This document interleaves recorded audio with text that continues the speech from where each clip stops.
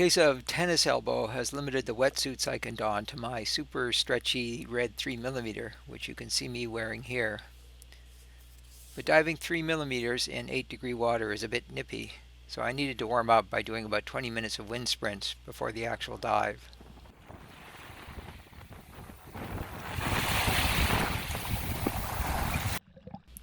Wind sprints done, I headed out to the end of the ferry dock in Porteau. Normally, this place is teeming with herring and shiners, but today it was deserted, except for a few sea cucumbers.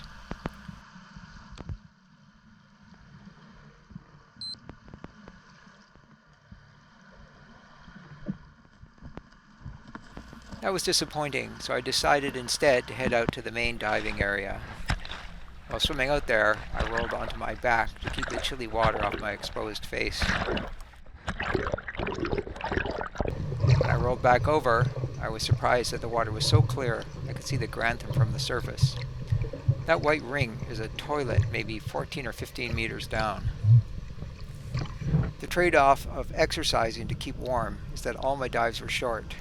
My longest dive this day didn't crack 1 minute 10 seconds. In previous experiments of exercising to keep warm, I've done 1 minute 45 seconds to 2-minute dives, but I'm always starting to shiver by the time I relax enough to make those dives.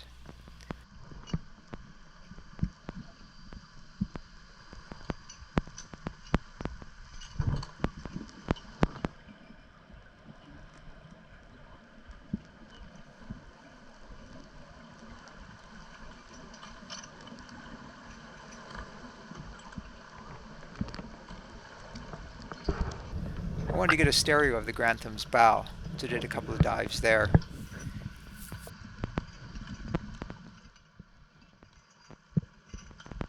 Here is the stereo, which you can free view in wide-eye if you know how to do it.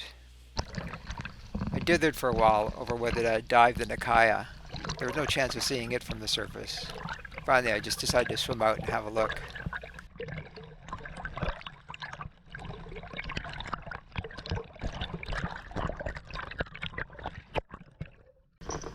I did a couple of dives to around 20 meters onto the Nakaya's stern.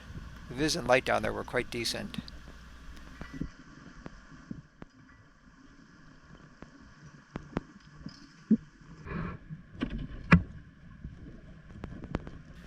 Once that was done, I headed back along the shallows, watching the bottom slide by, and spotted this mystery wreck about 300 meters south of the Nakaya.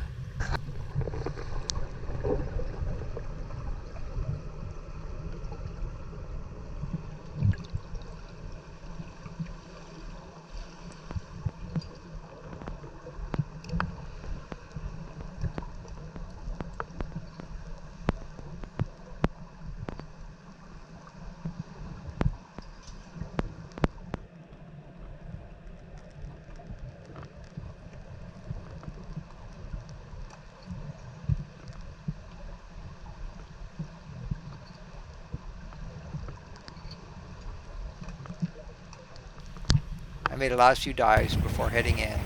With 20 minutes of wind sprints, I had 50 minutes of diving to a max depth of 20 meters and not a single shiver the whole time.